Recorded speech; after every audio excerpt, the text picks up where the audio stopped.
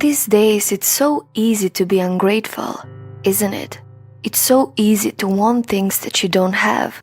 I learned that some people, no matter how much money or success they have, they're not happy. How can you be happy when the first thing you think about when you wake up is what you don't have?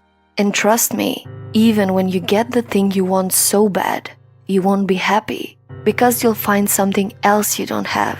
And we are humans. We always have something missing in our life. Bruno Mars is one of the best motivational success stories, such an incredible inspiration. And here is why. Even when his family was so poor, even when they didn't have a place to stay, a place to call home, he was grateful for what he already had.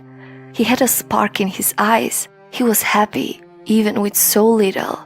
A hopeful young boy who always believed that tomorrow will be better. He lived in Hawaii in a family of musicians, and he was always surrounded by musical instruments. I've always had a drum set, a piano, a guitar, and never got trained to play. It was just always there. That's just how I learned, just being surrounded by it my whole life. When Bruno Mars was 12 years old, his parents divorced. Him, his father, and his brother started living together and moved out of their family home.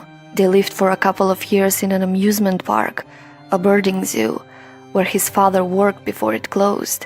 Because in the one-room cabin where they were living didn't have a toilet, they had to go across the whole park in another building just to use the toilet. And when the park closed, they had to find another place to live. In this period of his life, they lived in the back of a car and on the roof of buildings. My dad was just the king of finding these little spots for us to stay that we should never have been staying at. Living like that would maybe traumatize a kid, but not Bruno Mars. He was grateful for what he had. Those hard times gave him the strength he needed to become the musician he is today. We had it all, you know. We had each other. And it never felt like it was the end of the world. It's alright.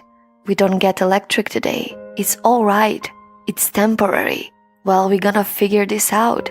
Maybe that's why I have this mentality when it comes to music. 'Cause I know I'm gonna figure it out. Just give me some time. In school, things weren't better. He was bullied by his classmates. After he graduated from high school, Bruno Mars moved to Los Angeles to pursue his music career and chase his dream. After he moved to Los Angeles in 2004, he signed a record contract with Motown Records. But nothing came out of that contract. Those days sucked, but in a beautiful way. Without getting dropped, I might not be here. All of these things you have to go through, it ain't easy. If it was easy, everyone would be doing it. The worst absolute moment was telling everybody I got dropped. I'm broke, I'm in debt, walking into a room saying, yeah, I'm signed Motown artist, then walking in saying, I'm dropped Motown artist. But I'm not blaming anybody over there. In 2009, he was signed to Atlantic Records, and from there his career took off. In 2010, he released his first solo single, Just the Way You Are, from his first album. The single topped the Billboard Hot 100, and the album was named the year's finest pop debut.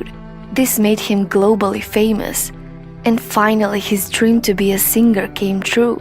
With 3 albums and many awards behind him, Bruno Mars is a singer and a songwriter whose music can bring the world together.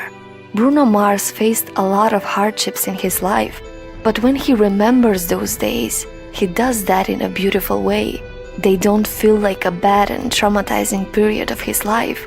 Every hardship and failure he had, he faced as a lesson to be learned.